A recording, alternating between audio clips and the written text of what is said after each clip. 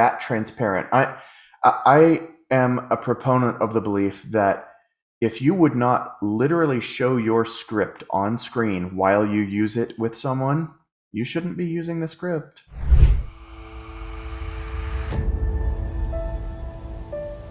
Hello and welcome back to another Leads to Growth podcast.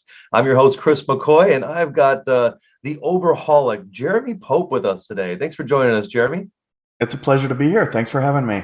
Absolutely. Jeremy, listen, this is starting to get, I'm even starting to get sick of hearing myself say this every time, but I'm excited to have Jeremy on the call. I love picking brains of people who are leading the way in their field. And Jeremy has, he's built over 200 funnels in his life. I mean, this guy's, was on a team that generated almost $2 million in revenue a month. He's got great experience in and around sales funnels and sales process. And so he took that to the next level and decided to become a sales process overhaulic. Everyone out there is looking to optimize their sales process. Everybody out there is changing with the market, with technology, with your brand changes, with the world changes. And so you can't just stick with the sales process. Customers are changing every day.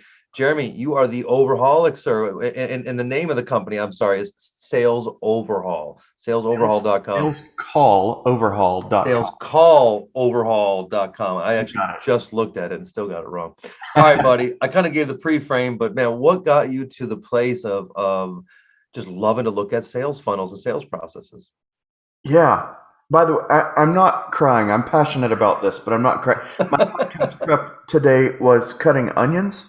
So there are better prep processes than cooking onions just before you get on. So I'm still suffering from that weird. That was a while ago. What's the dish? What's the dish we got cooking? Oh, I made an omelet. Okay, yeah. Very nice. But I was getting my onions ready for tonight's fish tacos and everything. Okay. So yeah, I make a mean fish taco. All right. We'll talk about that on the next show. Yeah.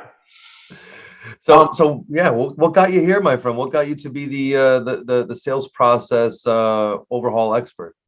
Well, there are a lot of good experts out there. I certainly don't claim to be the expert. Expert, exactly. But as far as the process, goodness, I started selling door to door to lawyers when I was 19, and that was fun, but really hot and sweaty because it was in South Georgia in the summer, and I wore a tie. So you've seen the young guys out there like no, I did insurance sales senior market door to door, so I've been there. I did that too. Yeah, I wore a tie for the first week of that job, but I was kind of over it by then. I was like, all right, polo shirt going forward. Exactly. Because those a lot of the homes that are when you're selling insurance door to door, that's often like Medicare Advantage or final expense. Yes. There are a lot of homes in South Georgia that don't have air conditioning that are buying those products. And they're rural too. You got a half mile between each house. Right. And if you're driving, it's just enough time for the car to heat up 26 degrees. So, yeah, exactly. I'm glad to be out of that game. Absolutely. I like air conditioning. So the air conditioning, that was a big part of my journey. Air conditioning was the motivator. Yeah. It's 103 degrees out here in Austin right now. So there you go. Yeah. I'm in Asheville, which is an objectively better place, just so you know. It's the second time you dropped that one. Why did I start doing sales in this way? Well, I've had a lot of influences, but my hypnosis experience was one of the biggest things that got me into selling in this overall way. Interesting. My hypnosis business, I was selling weight loss, stop smoking, chronic pain, phobias, asthma, allergies. Those were my big five. And with those, I learned that how to listen properly was what made the sale. Because I could step in and I could tell people almost cold reading type stuff. And the more insightful things I could tell them about themselves without asking, it gave me a huge step closer to selling that package. Rapport, yeah. It was, but it was I wanted to come across like a mind reader was Mm. basically the goal in those. And it worked. It worked really well because if he understands me this well, then of course he understands my problem well enough to help me deal with the problem. Sure, yeah. And so I learned a lot from J. Conrad Levinson, from Jay Abraham, from Dan Kennedy about the marketing plus sales kind of arena. Those were my kind of entree to marketing, I guess you could say.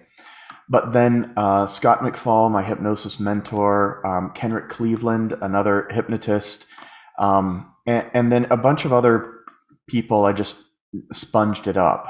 And so there was a, I don't know, I went through a lot of different things. I changed careers enough to be a generalist, but too much to make a lot of money for a long time. Okay. And I should have shifted like the smallest shift possible and still gotten the result instead of, okay, I'm done with all this. I'm going to go do something completely different. So that was something that I learned kind of late in life. But I came back to the online marketing space and to the coaching space and things like that. I mean, I trained about 100 hypnotists in sales, and I trained a lot of call center folks, and I trained a bunch of folks with selling vegetable slicers. So I've done a lot of sales and trained a lot of sales in a lot of different industries. Sure. And I was a mortgage loan officer for a little while. Saw and, that. all kinds of I stuff. checked that box. Right. Yeah.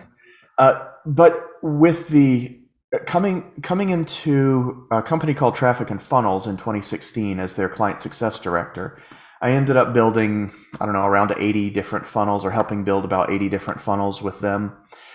And going from that experience was really what got me into the online, the remote world again. Mm. And that's been where I've been very happy to be since then, because there are a lot of different kinds of businesses, and now we do everything remotely. So it was very good prep for me. Sure. Learning to sell on the phone after having done everything in person, that was a stretch. And so the big things that I've learned about sales overall is that when you can take a giver and remove them from the taker process that they've been stuck in, they flourish. And it's not a slow thing either. If there's a giver stuck in a taker process, feeling like they don't have options but to use a high pressure system of selling, and you change that system to something that fits their natural bent, it's instant. I mean, they improve their sales that week, not that quarter. And so I've really started focusing on, okay, what's the system being used here? What's the process being used here? How do we take the pressure out of selling and remove that accidental toxicity that a lot of people are doing? And so now I focus almost everything from the ad all the way through to, and the security code on the card is on removing pressure and getting voluntary buy-in from the buyer. Wow. I don't know. And that's a long answer to a short question. yeah, no, it is, and it opened up like several different Pandora's boxes. So Okay. I love the idea that you got into this through through hypnosis, which Mhm. is, NLP is built into, a lot of sales processes, and Right. just the awareness of it is the strength, because you may be, it's almost like laws they exist, right? And you may be using one of the laws not to your advantage, and it may be hurting you through a process, and even just the awareness of removing those subtle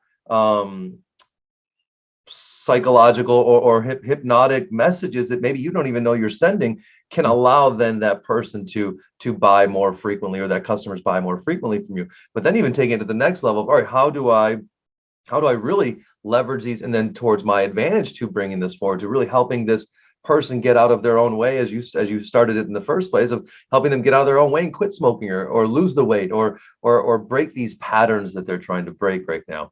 And I think that is so beautiful, because most of sales is really just interrupting patterns.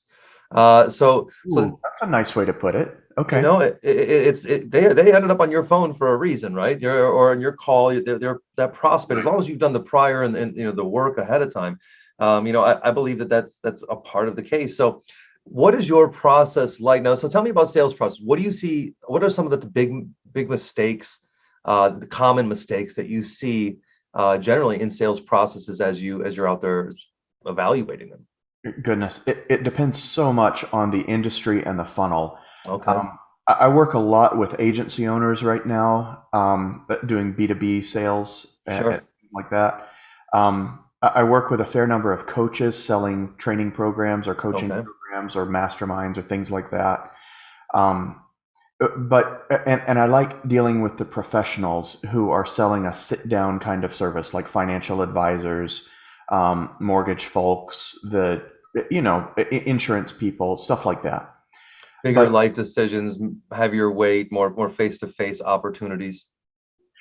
a lot of the people that are accustomed to that, and Sure. they're having to learn to sell on the phone or sell on Zoom or Mm, whatever their regulations and company compliance allow for. But yeah, that consultative selling, it really comes from that world of sit down together at the table sort of mindset, I guess you could say. So I don't know. The question is so broad, I almost don't feel like I can answer it. sure. Like, are you more interested in talking about what individuals do or what team leaders do or Oh, very good. I mean, our audience is full of individuals and team leaders, but let's talk about the individual. What are okay, some challenges and let's talk about it in the B2B arena. okay, What are some challenges that let's even be specific. Let's talk about SaaS. okay. What are some big challenges of B2B SaaS salespeople's make in their process that maybe that they don't know that they're making? Okay. And my first answer after saying that is so broad. Okay, so one of the most common things I see in almost all sales is that the salesperson thinks that what they say matters. And I talk a lot about how there are no magic words, only magic feelings. And this coming from an NLP practitioner trained hypnotist. Like, if there's anybody that should believe in magic words, it's me, Yeah, absolutely. and they just don't exist. Wow. By now, you should be feeling. I mean, all the NLP cheesiness that people absorbed from the original folks in Mm, that realm, it just doesn't really do what people think it does. And so, making sure that you are setting a good frame for them to be able to buy rather than feeling like where they convince you to let them buy rather than you convincing them to give it a shot. yeah. That's a really powerful change to make. The And push versus pull. exactly, Yeah. exactly. When we stop pushing and we start pulling instead, it makes Mhm. an enormous difference. And Yeah. there's another thing that happens with that. If you picture pushing someone versus pulling them, you can pull them to a specific place. You can pull them to you. You can't pull them to anywhere but to you, right? Mhm. But when you push them, you're pushing them away from you. So, okay, we can have fun with the metaphor, but you also don't have nearly as much ability to guide exactly where they go. It's just a push. When you pull Mm. someone, and even better, when you get them running along with you or pulling with you, you're going in the same direction, guaranteed. They're not Yeah. going in a different direction. And so getting them to buy in and you calibrate to exactly what they're bought into at any given moment, emotionally, I mean, you know that you're on the same page. You know that you're pulling in the same direction. You know that you're walking to the same spot, whatever metaphor you want to put that in. And I'm using those metaphors for a reason because when you understand, when you calibrate to someone's internal metaphors and you just use it back to them, you've got something amazing there. Because when they stop having to translate from their mental language to your mental language, it frees up all their decision power and they can make healthy decisions more easily. How many times have we seen salespeople get pushed off with the feeling or the explicit objection or whatever it comes out to be, but getting the sense that this person is not really in the headspace to decide right now. That is because their energy is being used up by something, and it damn well better not be you. If you're using up people's energy unnecessarily by talking too much or by insisting on using your own mental language instead of using theirs, you are suppressing your close rate quite significantly. Double digit. Wow. That's that simple thing we call, I think, with the old term mirroring, right? But it's Sure. mirroring to mirroring. It's a thing that I could do to try to manipulate you, right? Or I can do it with Right. proper intent and try to take Right. energy, stop Right. drawing energy from you as well. And I think mirroring can be manipulated. It can also be felt. It can be icky too if you sense it and it's not with the proper intent. So I love that. I agree. And I love the idea of the pushing and pulling aspect as well. Now, do you think a lot of people out there, the thought that came to my mind is, and I know the answer, but I know that's the one that I would feel, I've felt in the past. Yeah, sure. I love when I can pull, but how do I can't always pull. Sometimes it's like, I'm just only when I'm in the zone am I pulling. And it's that person who's, I'm still trying to make I'm still trying to make my quota this month. I'm still trying to pay the bills this month. I'm struggling right now. How do I reverse those pulls to pull? Yeah. To reverse the pulls to pull. And, Yeah. and, and this can be done in the process, you're saying. It can. Yes. When we do a sales call overhaul, like deliver the product, Mhm. we've got 3 coached call reviews. We've got 2 self-coached call reviews. We've got 2 one-on-one mindset calls, and we've got 2 wrap-up calls, like finish everything else. It's 9 total items there. And those 2 mindset calls are specifically and explicitly to help you get over yourself so that you can, brush your teeth and get rid of the commission breath, or you can stop sabotaging yourself, or you can remove a limiting belief around pricing, or all things like that. I love that. I love that process. So Yeah. you just hit a beautiful another can of worms here for me. So part of your evaluating the process is uncovering the hidden beliefs that may be hindering or sending 100%. messages. And noticing what they are. I mean, it's for experienced sales leaders who have I led. knew I liked you, Jeremy. I knew I liked you. Well, thank you. Likewise. For experienced sales leaders who have led several different teams, there are certain patterns that pop out, and that we all have our own ways of explaining these or naming them or whatever. I don't get hung up on that stuff as long as I know we're talking about the same thing. Principally the same language Yeah. style. It can vary. Yeah. So one of the flags that you can look for in salespeople that are having confidence, specifically the giver salespeople that have mega potential but aren't reaching it right now. That I really like working with those people. Like they're your number 3 or number 4 salesperson, and they could be the number. Like you can see they could be the number 1 because they care so much, but they're in their way. You can spot these types of people, and you can help them with one of their biggest issues by noticing, are they giving you a lot of feedback on the product that already exists? Like they're going into a customer service mindset, almost like the customer, they would love to see a difference in the product. And it's like, nope, not your job. That's not where we go here. Yeah.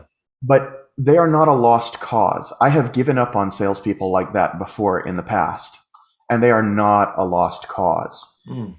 They have a mindset issue going on around confidence in the product, and they need to be resold on the product themselves. They need to be resold on their ability to talk to these people and understand the power dynamics between the prospect and the salesperson and feel good about that power dynamic, feel equal rather than feeling like, well, the prospect is the one with all the money, so they're the one with all the power, and all I have is a quota, like you just said. I've got to read this for you because we just had a conversation. We had an internal training for NASP and for our Trusome parent company. We Mhm. talked about the 7 beliefs of influence. Ooh, I believe I balance, give, and take. And I yes. want to come back to that. There's 2 types of people you're saying. There are givers and takers, and it's very interesting. I deserve success. Mhm. I offer more than what I'm asking for. Mhm. Success equals my standard. Mhm. Persuasion is an ethical dilemma. I am obligated to persuade. I am trading high value. And the only one that kind of jumps out is that persuasion is an ethical dilemma. I And I was about to say, believe, what does that mean? That's interesting. and so what we've come up with for the basis of it is that it's an ethical dilemma when my other beliefs are not aligned. So Yes, that giver's constantly, oh, I don't want them to buy if they're not real happy, and I 100%. and so, but when their beliefs are aligned, they have no problem helping move this person through the process, and they feel confident and aligned behind it. It's just when their beliefs aren't aligned properly, they feel the dilemma of that piece of that persuasion. That's wonderful. I love it when people talk about the ethics of persuasion and the Mhm. ethics of influence. It's something that comes up a lot in sales and in the hypnosis world and all that Absolutely. stuff. And it's important to talk about. We have a responsibility to to help people get their best. And I've heard from a lot of high pressure salespeople, if you really believe in your product, then you'll do anything it takes to get them over the line. And I don't believe that at all. But I do believe that you have to believe 100% in your product. I've talked to a lot of number one salespeople in a lot of companies or for themselves, and they, without fail, when I ask them, what do you like in a new offer? Because I'm always like helping place people and find careers and things like Mhm. that. I love doing that stuff. But what do you like in a new offer? The first thing, never the second thing, they always say is, I have to believe in the product. I have Mhm. to believe in the company delivering it. That is always the number one thing. And those people, we're talking about folks that outsell others by 5 or 6 times, Right. many times, and they always have to have that. So why wouldn't everybody else have to have it too? Absolutely. It is it, it's just it's a they're very interesting concepts, and I think that the challenge is most people don't take the time to ask the questions to come up with the answers. Can Go I ahead. can I speak back to the ethics thing for a second? Because there's 2 elements there that I really like, and one of them is, am I honestly trying to get the best for this person? Like Mm, that must happen in your own ethical internal situation, and yes. that's where the product belief stuff comes in. And then the other is, what means are justified by this end of their Mm, highest and best. And there are some means that are simply not justified.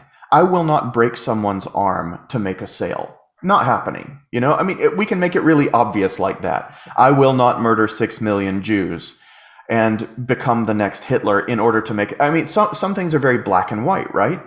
But there's, if you get comfortable with what techniques you are, like, you get explicit about what techniques you're comfortable with, is what I should say.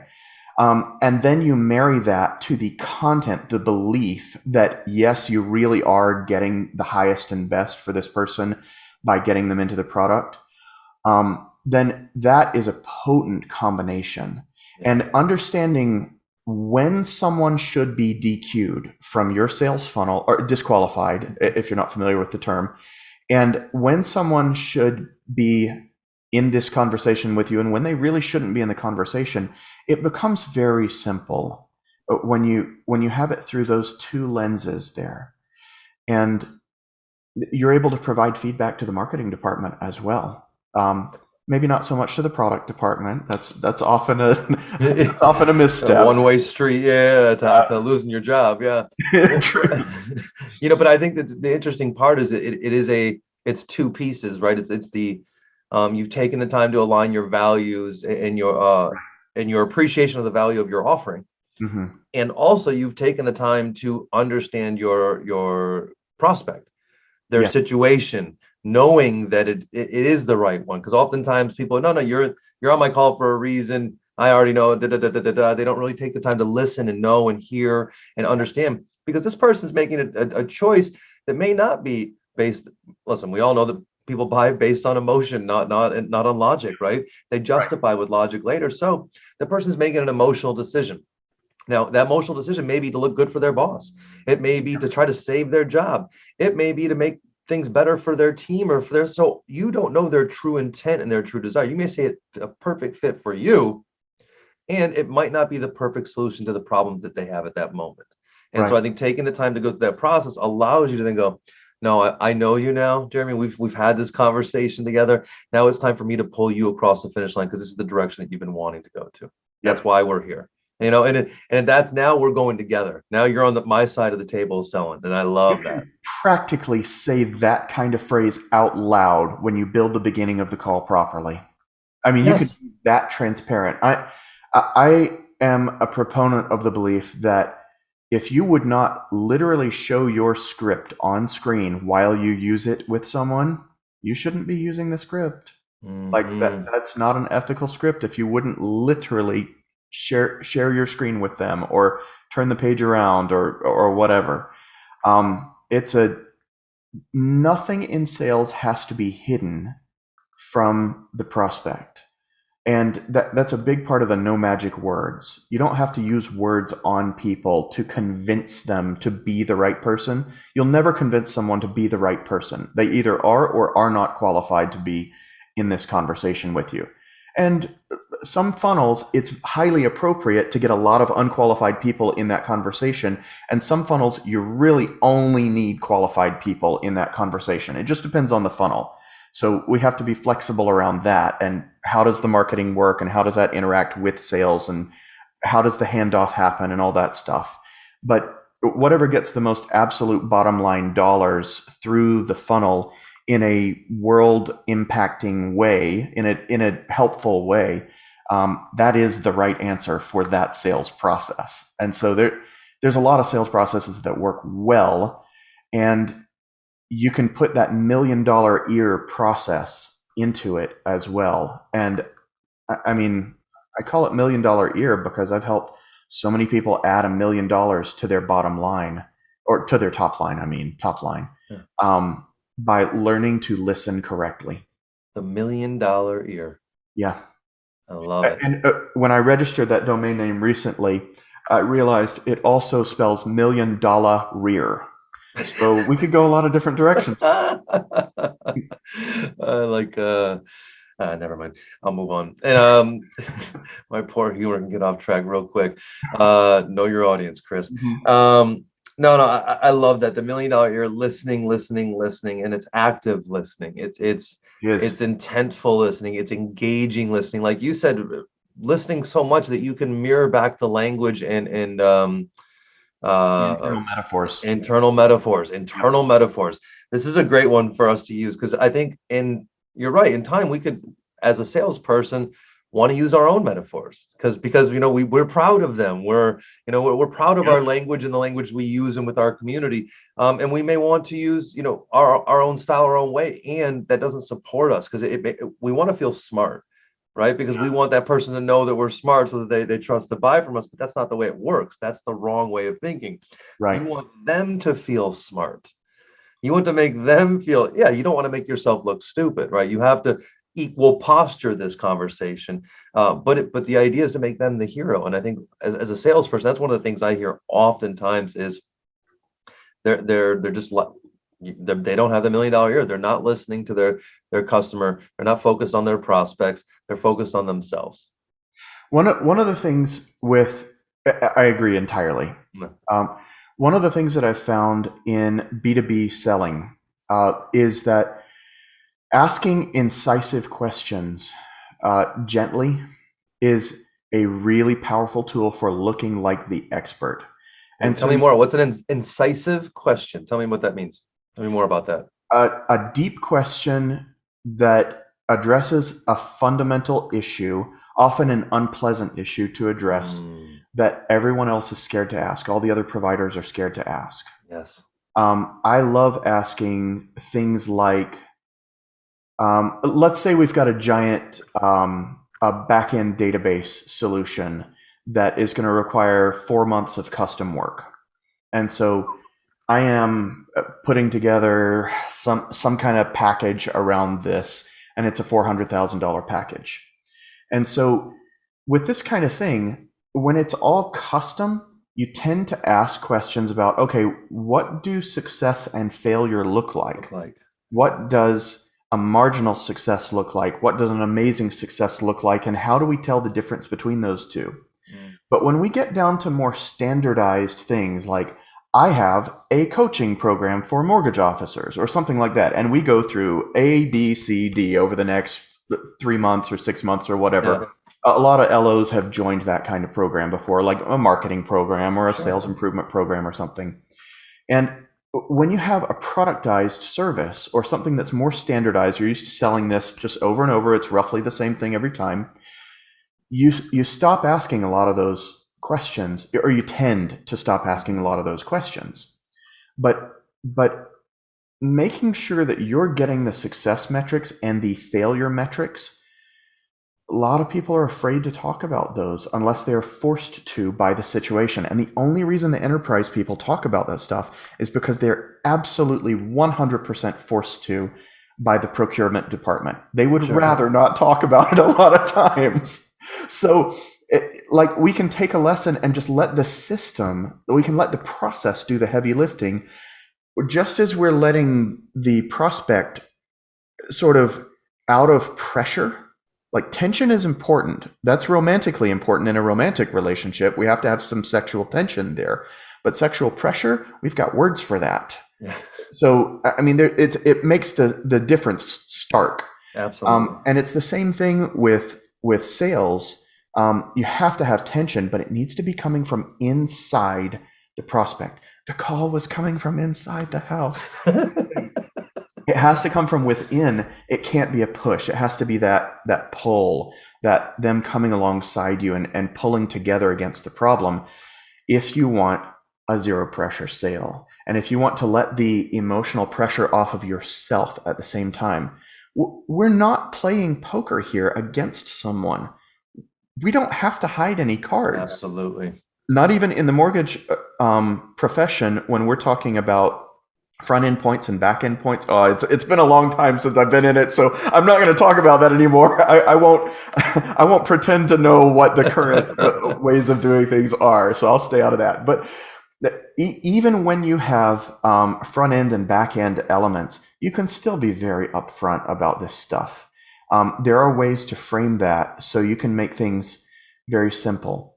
And to bring it all back to the incisive questions, as loan officers, a lot of times the questions are overly incisive because you're already talking about people's finances. And we've all seen people get very uncomfortable when they're talking about approvals and what they're approved for and things like that. And so everybody's kind of on pins and needles already, like, is this, can we make this happen? Will we get it through underwriting, et cetera? And it's nice when you're so confident in your prospect that you just know, okay, we're good, we're golden. Sure. But how often does that happen until you've premium branded yourself and you've got a really strong referral network and you've got strong branding around that type of product for that type of person? And I mean, you're years into it by that time. Absolutely. So being able to notice where someone is emotionally and listen to their metaphors. If somebody says, I feel stuck, that's different than I am stuck, or I'm just stuck, or it looks like we're stuck. They're using the same word stuck, but if they say it looks like we're stuck, they're probably seeing it rather than feeling it. If they feel stuck, they might be in a pit and they can't move out of the pit, or they might be stuck to something, like with something sticky. Like that's the level of attention that you can easily pay to their internal metaphors. And you just try a couple back. So what would get you unstuck? A ladder to get out of a hole, or some water to wash off the glue, or I mean, you can expose all this stuff. You can say it out loud and get movement from people. You really can. Interesting. Very interesting. I like that. And I think, the idea of not playing poker. We're not hiding our cards here, Right. and that when you're playing cards against somebody and I can't see your cards, I'm assuming. Yep. And if you're a salesperson, I've had any bad experiences, I'm not assuming great things. Yeah. And so even just the general name of sales doesn't bring up presumptuous good thoughts for most people. So I love the idea of really being over transparent, over communicating, plenty of pre-framing, right? Well, here's what we're going to do. Here's why we're going to do it. Are we on the same page with this? And really lots of questions. It is. When we talk about being transparent, I am not talking about sharing 6 pages or 6 minutes of technical information. The information overload is the last thing we want, and it tends to Yes. be a high pressure tactic. Yeah. If I just talk enough, then it gets people Let me give you more features and more benefits, and then we'll figure it out. right. So asking the questions that's what we want in them is a feeling. And that comes back to the ethics thing. It is not manipulative to persuade someone. It is manipulative to use bad methods, and it is manipulative to use any methods to get them to a bad goal. But those are the only two things you can do wrong in persuasion. Absolutely. A bad endpoint or just a bad method. But there are very few methods that, when used at the appropriate time, in moderation, however you want to frame that, that the method itself is just bad.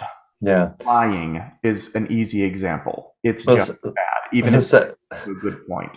But Seth Godin says that. He says, and all marketers are liars. He says, ooh, I can't remember the exact quote, but he says basically that, look, lies are wrong, but there are those little stretches of the truth. And he goes, and those stretches of the truth, those little fibs or whatever you want to call them, they're not bad if the person gets to where they wanted to go, the goal, the outcome that they chose. If they get somewhere that they did not want to be, they will regret, they will be angry about those stretches of the truth. without knowing more about that quote and kind of more context around it. I'll give you an example. So Okay. one of the great things that we're really good at is conditioning, helping people condition new habits and behaviors, right? Yeah. Who wants to go through the hard work of 45 days to condition new habits and behaviors? Yeah, no, we want to take a pill. We want to go MDMA therapy, psilocybin therapy. Yep. What do you have to do that can 1-day workshop? Awesome. Let me just read a book on my own time. But these things don't build new habits and behaviors. So for marketing, I don't lead with 45 days of hard work and like that. No, we talk about, hey, Got it. look, we talk about the one thing, this choice will be the simplest thing that you've ever done, and it'll be the most meaningful. Why? Because that choice to change, that choice to move will be the most powerful thing that you can do. Yes, on the other side of that will be you'll now have maybe a little bit of the inception and motivation to push through the next steps it takes to build that. But in marketing, there are those places where you don't, and it is an ethical dilemma, right? If I believe I'm leading you to where you want to go, and I believe that when you get to the other side, these stretches of the truth, you're going to understand them and not be angry for them, then we're okay. But I have to believe that. If I don't, I'm a snakeskin salesperson. I'm that whole thing. I'm Snake with oil. you in general on that. Yeah. And yeah, it's a sexy topic and a sexy conversation. I think that's why I named the book "All Marketers Are Liars." So Yeah. That there's definitely right and wrong things to emphasize in a sale. I think there's almost never a time to hide things in a sale or in marketing. But 1,000,000%. I agree with that 1,000,000%. Mhm. Yeah, and we also have to remember that it is psychology. It is social psychology. These people are coming in with habits and patterns, and there's a time and a place to deliver all this information and a way to do it. And I think that's so interesting about how the processes work. What comes where and when and how. Yeah. Speaking of books, do you remember the beautifully titled "You Can't Teach a Kid to Ride a Bike at a Seminar" by David Sandler? I don't think so. I don't think I've ever read this. A lot of people in the mortgage industry have not had experience with the Sandler sales stuff. It's very common in the IT world, though. I'm familiar with Sandler and Okay, automation. cool. Yeah, yeah, yeah. All right. We've actually we did some work with him back in the past. Nice. All right. Yeah. So, way too long of a book title, but it's true. You don't learn to ride a bike at a seminar. You do it by building habits, Yes. and that goes back to the sales habits that we need.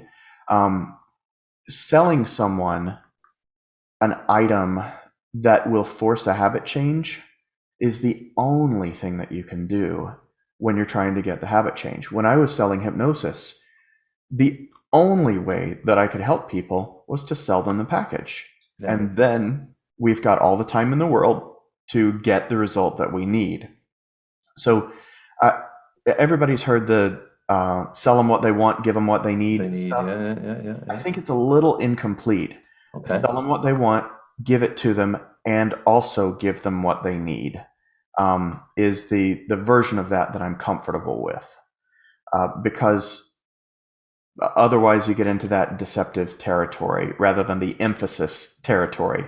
But I do start reframing as early in the process when it's a habit change sort of thing.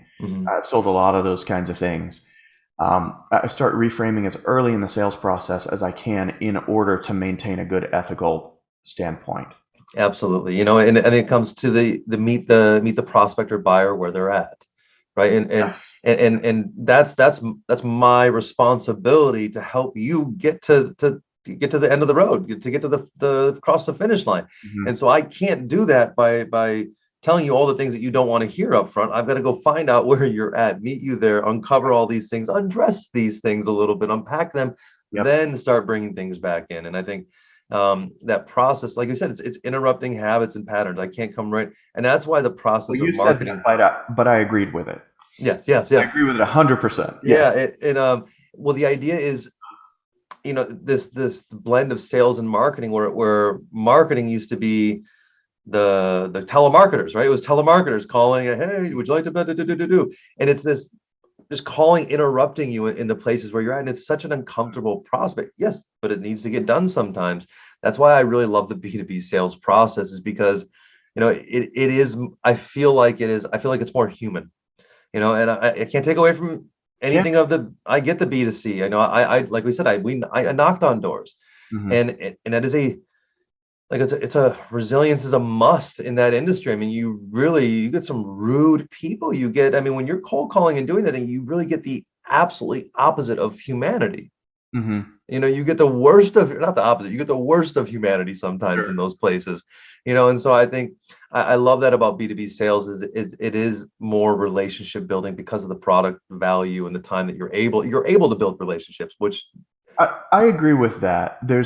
The higher the product value, the more time you can afford to put into it. yeah. So yeah, I like it. And then another question I get often is there a perfect process, a perfect style process for every industry or niche? And obviously every product or service is a unique thing, but if I'm starting a software for sales B2B, is there a template in a funnel or a template in a business, in a sales process that I should follow? No, it really is. Okay, so I should expose. Have you ever done Strengths Finder?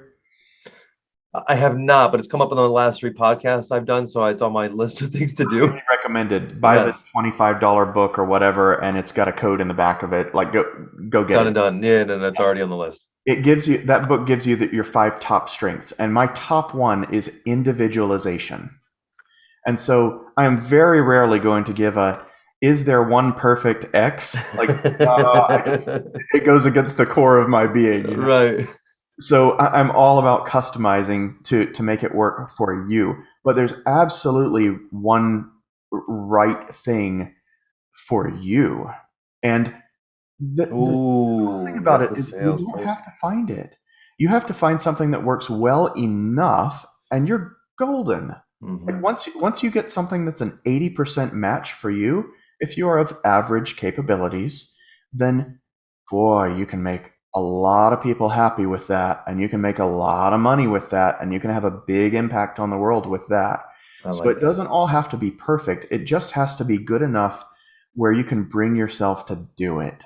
That's really what it comes down to. It needs to fit into your own ecology as a person, as an employee, as a business owner, as a like whatever role you're playing. It needs to fit into your family life. You can't have a process that takes away all your family time, for instance, or you will burn out or get divorced or like lose relationship with your kids or all those things that happen Yeah. to a lot of salespeople. Absolutely. And I think this is a great piece too, because not only are you finding a process that's going to increase revenue, but it's going to decrease burnout of your sales team. Yes. It's going to decrease burnout of your leads and prospects and of your market share. It's a humanizing process that's going to make the people on your team better, and you're going to find a better culture and more better salespeople because of it. You said a word there, humanizing, that I think is one of the biggest keys to finding the right process for you and your team and et cetera, and your internal culture. Because when you have a humanized process, whether that's very high touch, like for high value enterprise B2B sales, or whether it's very low touch, like $3 a month SaaS, B2C SaaS, where you cannot afford to spend any personal time with someone, but it can all be very human. And so finding a lot of this stuff is in the copy, like the marketing copy is where a lot of that stuff comes in. The newsletters, I used to subscribe to what is an ISP? No, it's not an ISP. It was a web host. That's what it was. Called something like maybe Laughing Squid or something like that. It was one of those older web hosts that got famous. And they had a hilarious newsletter with weird little, like almost paranormal stories, just kind of absurd stories in their email newsletter itself.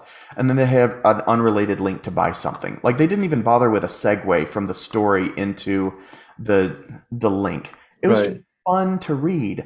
And that entertainment value, I strongly believe that the reason most people hate cold calls is because they're boring. Boring. I nearly cussed there. Um, I'm Drop it. working on myself here. But if a sales call is interesting to someone, they're in. Yeah. Like that's all it takes. It just Yeah. has to be interesting. It just has to be relevant to them in a way that piques their interest. And humanization is a lot of what does that. And it's not the 4 minutes of talking about the weather. Thank you so much, Chris, for not talking about the weather for 4 minutes when we started this podcast. I My hate pleasure. weather talk. I hate it so much. And a lot of the givers that I talk to, they're very good at rapport anyway. They don't have to worry about it. They don't even need Yeah. to spend time on rapport. We have a lot of habits built around rapport because we've been trained in it and we've Sure. got 8 years of habits built there or whatever. But most of the time, you get into the deep stuff fast and you'll get deep rapport fast as Mm. well. There's a reason in the 7 dimensions of the sales call overhaul process. I really should change it to levels or something like that because it's a Yeah, I thought you were talking about something in outer space for a minute there. I was like gotcha. the seven dimensions in the Right. sales overall process. Like, this Well, it's devil, are you summoning the devil or something? right. It's just a pyramid with 7 layers to it. So layers might work better. Okay, all right, I like it. Everybody loves cake, right? We can call it layers. There you go. So I don't put rapport in until the fourth layer. I, I I don't care about rapport so much. It's important, but the givers who are willing to listen and the givers who have the ones who come back with like product feedback and stuff like that, the ones that are trying but they're not getting traction, they're focusing way too much on rapport. Mm-hmm. Almost guaranteed. It's one of the easiest things to see when you have the ability to ride along or do a virtual ride along with a recorded sales call or Sure. whatever structure you use in your company. But they'll I've heard people spend 20 minutes on rapport, and it's 100% inappropriate because it ruins the momentum and it ruins whatever frame that you could have of that peer authority, that peer expertise. It just makes you look scared. And Yeah. it's because it's true. It's because Yeah. you're scared. You're dodging the sale. Yeah. Exactly. Let them And give you money, please. and be flexible, right? So, sometimes you may get to a place where somebody does want to, that you find some similarities, or you find a tunnel where there is just this thing that just comes up, and you have to go with that. Yep. And read the room, y'all. That Yeah. when a person's sitting there, move it along. And I agree with you too with about the rapport later on in the conversation. There's nothing worse when I get on a 15 someone I book a 15-minute call with somebody because all they ask is 15 minutes, but they did a good job getting in my email. They did a good job of getting me to read it. So I'm like, all right, I'm down. And then I get on, and the first 5 minutes, they're fake rapport. They're how's the weather? Da, da, da, da. I'm like, guys, we got 15 minutes here. Like, and so I love when there's alignment up front. Yep. Alignment, not rapport, alignment. That means, oh, hey, great to see you. Thanks. That there's this connection here. I'm gonna go ahead and get this thing rocking. This is, like they warm up to me and they align with me, and then they take me right into it, and then they find opportunities to have bits of conversation. Alignment creates rapport. Alignment It creates rapport. really does. Yes. I love that. Let me go back to the poker metaphor for a moment. Please. Yes. Yes. Poker, MMA, boxing, any kind of fighting or opponent kind of thing. We talk about not telegraphing our moves, or not letting people see our tells in poker. People go to great lengths to hide their tells and to avoid telegraphing their next punch or their next kick or etc. The reason for this is, well, you've got a winner and a loser here in that situation. But the point of not telegraphing, the point of hiding your tells, is to confuse, paralyze, and deny information to your opponent. Ooh. Is there ever a situation where you want to confuse, paralyze, or deny information to the person you want to buy from you?